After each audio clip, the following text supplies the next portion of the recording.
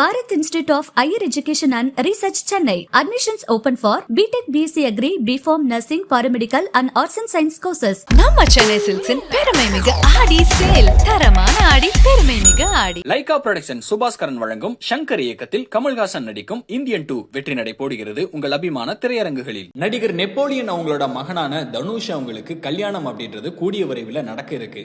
அது மட்டும் இல்லாம கல்யாணத்தை தமிழ்நாட்டில் நடத்தணும் தான் ஆசை, ஆனா சில காரணங்கள்னால ஜப்பான்ல நடத்த வேண்டியதா போச்சு அப்படின்னு சொல்லி, அது மட்டும் இல்லாம அந்த கல்யாணத்துக்கான தேதியும் பாத்தீங்கன்னா இப்ப வெளியாயிருக்கு. தமிழ் சினிமாவில் மிகவும் பிரபலமான நடிகராகவும் அரசியல்வாதியாகவும் அறியப்பட்டவர் தான் நெப்போலியன்.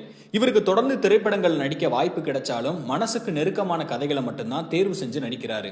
மேலும் தன்னோட மனைவி மற்றும் 2 மகன்களோட அமெரிக்காவில் செட்டில் ஆன நெப்போலியன் அங்க ஐடி கம்பெனி ஒன்றை நிர்வகிச்சுட்டு வர்றதோட 3000 ஏக்கர்ல விவசாய பண்ணையும் ஒன்று நடத்திட்டு வராரு. நெப்போலியன் தீவிர தமிழ் பற்றாளரா இருந்த போதும் இவர் அமெரிக்காவில் போய் அங்கே இருக்கிறதுக்கான முக்கியமான காரணம் இவரோட மகன் தனுஷ் தான். தனுஷ் பிறந்து 5 வயசு வரைக்கும் சாதாரண குழந்தை போலதான் ஓடி விளையாடுறது அப்படின்னு இருந்தாரு. ஆனா அதற்கு பின்னாடி ஏற்பட்ட ஒரு அரிய வகை தசை அலர்ஜி குறைபாடால் நெப்போலியன் குடும்பத்தை அது உலுக்கிருச்சு. தன்னுடைய மகனை அந்த அரிய வகை நோயிலிருந்து மீட்டு கொண்டு வர நெப்போலியன் பார்க்காத பெரிய பெரிய மருத்துவர்களே இல்ல. ஆனா ஒரு மூலிகை வைத்தியம் மூலமா தனுஷோட நிலை மேம்பட்டாலும் நவீன தொழில்நுட்பத்தோட சிகிச்சை அளிக்க அமெரிக்கா போனாரு. தன்னோட மகனுக்காகவே ஒவ்வொன்னையும் பார்த்து பார்த்து செஞ்சுட்டு வந்த நெப்போலியன் தன்னோட மகனுக்காகவே 4 லிஃப்ட் வசதி கூட ஒரு வீட்டையும் கட்டியிருக்காரு. இந்த நிலையில தான் இப்போ தன்னோட மகனுக்கு திருமணம் செஞ்சு வைக்க நெப்போலியன் முடிவு செஞ்ச நிலையில அமெரிக்காவில இருந்து வீடியோ கால் மூலமா அக்ஷயா அப்படின்ற பெண்ணு கூட நிச்சயதார்த்தம் அப்படின்றது நடந்திருக்கு.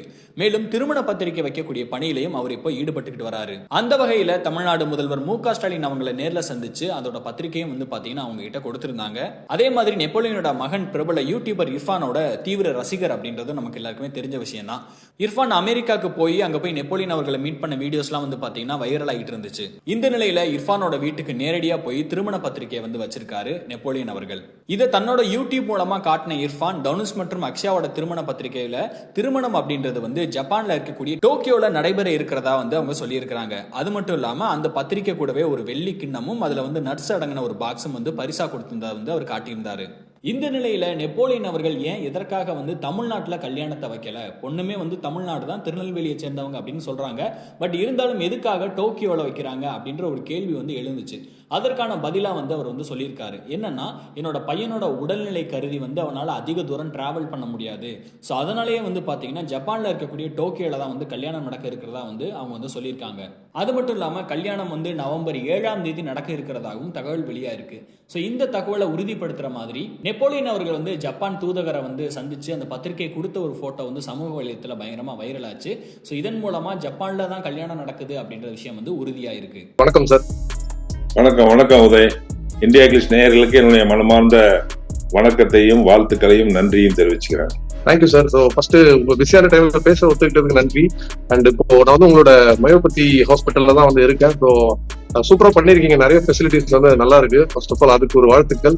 அண்ட் முதல் கேள்வியை நான் என்ன கேட்கணும்னா, இப்போ ரீசெண்டா உங்களோட வீடியோ பார்த்துட்டு நல்லா செட்டில் ஆகி நெப்போலியன் சார் மாதிரி வாழணும், நெப்போலியன் சார் மாதிரி இருக்கணும் அப்படிங்கிறத நிறைய சொல்றாங்க. எல்லாருமே அந்த வீடியோல கமெண்ட்ஸ் பண்ணியிருந்தாங்க, அதெல்லாம் பார்த்தேன். நல்ல நெப்போலியன் மாதிரி வாழணும் அப்படின்னு. அதுக்கு என்னன்னா, நான் என்னுடைய மகனுக்காக எல்லாத்தையும் விட்டுட்டு இங்க வாழ்ந்துகிட்டு இருக்கேன். அதுதான் முக்கியம். அதை தான் அவங்க பாராட்டுறாங்க. நீங்க அப்படிதான் எடுத்துக்கணும். வாழ்ந்தா குழந்தைகளுக்காக பெற்றோர்கள் தன்னுடைய சாதனைகள், உழைப்பு, திறமை எல்லாத்தையும் விட்டுட்டு, பணம், காசு, சொத்து, சுகம் எல்லாத்தையும் விட்டுட்டு குழந்தைக்காக அவர் அங்க போய் மூவ் பண்ணி அவனுக்கு ஏத்த மாதிரி வாழ்க்கையை அமைச்சுக்கிட்டு வாழ்ந்துகிட்டு இருக்காரு. வாழ்ந்தா அந்த மாதிரி வாழணும் அப்படிங்கிற ஆங்கிள் தான் நீ எடுத்துக்கணும் ஒழிய, அமெரிக்கால லக்ஸரியா வாழ்றாங்கிற அந்த ஆங்கிள் நீங்க எடுத்துக்கூடாது. அவனுக்கு செஞ்சு கொடுத்துட்டு வாழ்ந்துகிட்டு இருக்கேன். அததான் மக்கள் பாராட்டுறாங்க. ஒரு சிறந்த தாய், சிறந்த தந்தை, சிறந்த பெற்றோர்கள்னு பாராட்டுறாங்க. அந்த ஆங்கிள் தான் நம்ம எடுத்துக்கணும். அதுக்கு நான் உண்மையிலேயே மக்களுக்கு நான் தலை வணங்குறேன்.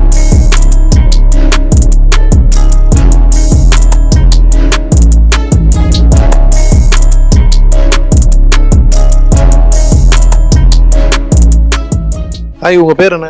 தனுஷ்தி. ஓகே. எவ்வளவு நாளா இங்க இருக்கீங்க? 12 months இருக்கீங்க. இப்போ எப்படி இருக்கு? இம்ப்ரூவ்மென்ட் நல்லா இருக்கா உங்களுக்கு? நல்லா இருக்கு. எந்த ஊர் நீங்க? திருவண்ணாமலை. திருவண்ணாமலை. திருவண்ணாமலையில சிவன் கோயில் இருக்கே அது பக்கத்துல. ஆமா. சூப்பர். இப்போ எப்படி மேம் இருக்கு உங்களுக்கு இம்ப்ரூவ்மெண்ட்? நாங்கள் 1 இயர் ஆச்சு இங்கே வந்து. எங்களுக்கு 2 பெண் குழந்தை. சின்ன வந்து பிறந்தப்ப வந்து நடக்கவே இல்லை. இப்போ இங்கே வந்து நடக்கிறனால இம்ப்ரூவ்மெண்ட் இருக்குது. ஓகே. அண்ட் இப்போ இங்கே ட்ரீட்மெண்ட்லாம் பார்க்கும்போது எப்படி இருக்கு? ஏன்னா இங்கே இருக்குன்னு உங்களுக்கு ஃபர்ஸ்ட் எப்படி தெரியும்? நீங்கள் வந்தப்போ உங்களுக்கு எந்த அளவுக்கு சாட்டிஸ்ஃபைடாக இருக்கு? வந்த புதுசில் எனக்கு பயமாக தான் தனியாக இருக்கணுமே, நம்ம என்ன பண்ணுவோம் 2 குழந்தைய வச்சுன்னு ரொம்ப பயந்தேன். இப்போ இங்கே வந்து பரவாயில்ல, ஒரு ஃபேமிலியே ரன் பண்ணுறாங்க. இங்கே எல்லாருமே சிஸ்டருங்க சாருங்க நடக்க வைக்கிற வாக்கிங் ஸ்டாப் எல்லாருமே நல்லா ஒத்துழைப்பு தராங்க.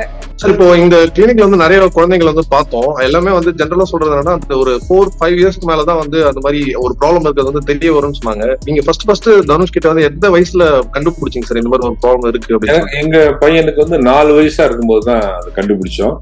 ஏன்னா தனுஷ் வந்து 98ல பிறந்தான், குணால் வந்து 2001ல பிறந்தான்.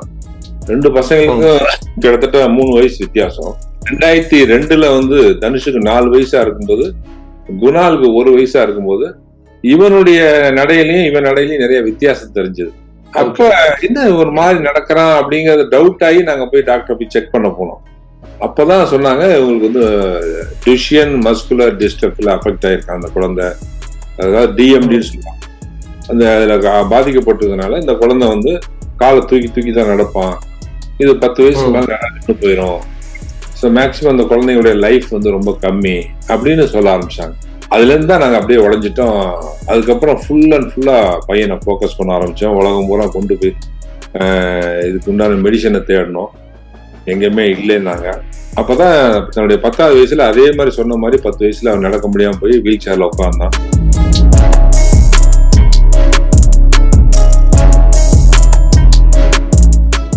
சாரோட பையனோட தனுஷ்க்கு ட்ரீட்மெண்ட் கொடுக்க போக சொல்ல அப்போ 2009ல ஒரு அப்ரோச். அதாவது என்னன்னா, திருநெல்வேலி பக்கத்துல ஒரு கிராமத்துல வீரவநல்லூர் அப்படின்னு ஒரு ஊர்ல ஒரு பரம்பரை வைத்தியர் ஒருத்தர் வந்து தன்னோட பிள்ளைகளை இந்த மாதிரி மஸ்குலர் டிஸ்ட்ரோபியால தாக்கப்பட்ட பிள்ளைகளுக்கு ட்ரீட்மெண்ட் கொடுத்துட்டு இருக்காங்க. அந்த ட்ரீட்மெண்ட்ல வந்து பிள்ளைகள் வந்து நடக்க ஆரம்பிக்கிறாங்க, நல்லா இருக்காங்க அப்படின்ற ஒரு நியூஸ் வந்தது. அது வந்த உடனே அப்ப சார் வந்து என்னையும் கூப்பிட்டு கேட்டாரு, இது போல இருக்காப்பா போய் பார்க்கலாம் அப்படின்னு சொல்லிட்டு, சரி ஓகே அப்படின்னு சொல்லிட்டு நாங்க வந்தோம். வந்த உடனே பாத்தீங்கன்னா திருநெல்வேலியில இந்த இடம் கிடையாது, ஆக்சுவலி இது ஒரு மயோபதி காப்பகம் அப்படின்னு சொல்லிட்டு ஒரு காப்பகத்துல இந்த மாதிரி ட்ரீட்மெண்ட் கொடுத்துக்கிட்டு இருக்காங்க அப்படின்னு அந்த மயோபதி காப்பகத்துக்கு நாங்க போறோம்.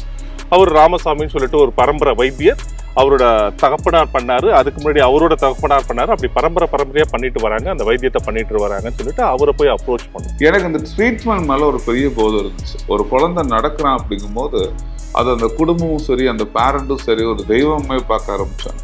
அப்புறம் அதில் எனக்கு ரொம்ப இன்ட்ரெஸ்ட் வந்துச்சு. அதை பற்றி நிறைய இந்த ட்ரீட்மெண்ட்ஸை பற்றி, அப்புறமேட்டு இந்த நம்ம ட்ரீட்மெண்ட்ஸ் கூட அலோபதி ட்ரீட்மெண்ட்ஸ் உள்ள கொண்டு வந்தோம், அப்புறம் ஃபிசியோதெரபிஸ்ட் உள்ள கொண்டு வந்தோம்.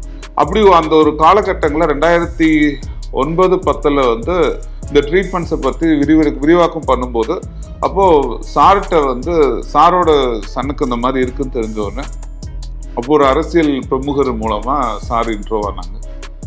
அப்போ இந்த ட்ரீட்மெண்ட்ஸை வந்து நம்ம எப்படி பண்ணுறீங்க அப்படிங்கும்போது அப்போ சார் அங்கே இல்லை, யூஎஸில் இருந்தாங்க. அப்போ அந்த ட்ரீட்மெண்ட்டை பற்றி எக்ஸ்பிளைன் பண்ணேன். நடக்க வைக்க முடியுமா அப்படின்னாங்க. டெஃபினட்டாக முடியும் அப்படின்னு சொன்னேன். இப்போ இன்னும் மேலே நாங்கள் வந்து ரொம்ப அப்செட் ஆனோம். அப்போ என்ன பண்ணலாம் இதுக்கு? திருநெல்வேலியில் இந்த மாதிரி ஒரு வைத்தியர் நல்லா பயிற்சி கொடுத்துக்கிட்டு இருக்காரு, அந்த ராமசாமின்னு ஒருத்தர், அவங்க அப்பா பண்ணாங்க, அதுக்கப்புறம் அவங்க தாத்தா பண்ணாங்க. இது பரம்பரை வைத்தியம். இதுக்கு வந்து உள் மருந்தும் கிடையாது, வெளி மருந்தும் கிடையாது, வெறும் கட்டு வைத்தியம் தான். அதனால கொஞ்சம் முயற்சி பண்ணி பார்க்கலாமே சொன்னதுனால நாங்க வந்து மத்திய அமைச்சரா இருக்கும்போது திருநெல்வேலியில போய் ஒரு வீடு எடுத்து தங்கி அங்க போய் ட்ரீட்மெண்ட் எடுத்துட்டோம். ஒரு 2 வாரம் எடுத்தப்ப அந்த ஹாஸ்பிட்டல்ல கொஞ்சம் வசதி ரொம்ப குறைவா இருந்தது. அப்ப அந்த வைத்தியர் ராமசாமி கேட்டா, தம்பி வீட்லயே வந்து நீ பயிற்சி கொடுக்க முடியுமான்னு. கண்டிப்பா பண்றேன் சார். இப்போ வீட்லயே வந்து பயிற்சி கொடுக்கும்போது நான் அங்க தங்கியிருக்கிறதுனால அது வந்து எல்லா பேப்பர்லயும் டிவிலயும் நியூஸ்ல பிளாஷ் ஆச்சு. அது தெரிஞ்சுக்கிட்டு எல்லா மக்கள் நிறைய வர ஆரம்பிச்சாங்க. Bharat Institute of Higher Education and Research Chennai. Admissions open for BTech BSc agri, BPharm nursing, paramedical and arts and science courses. நம்ம சென்னை சில்க்ஸின் பெருமை மிகு ஆடி சேல். தரமான ஆடி, பெருமை மிகு ஆடி. லைகா புரொடக்ஷன் சுபாஸ்கரன் வழங்கும் சங்கர் இயக்கத்தில் கமல்ஹாசன் நடிக்கும் இந்தியன் 2 வெற்றி நடை போடுகிறது உங்கள் அபிமான திரையரங்குகளில்.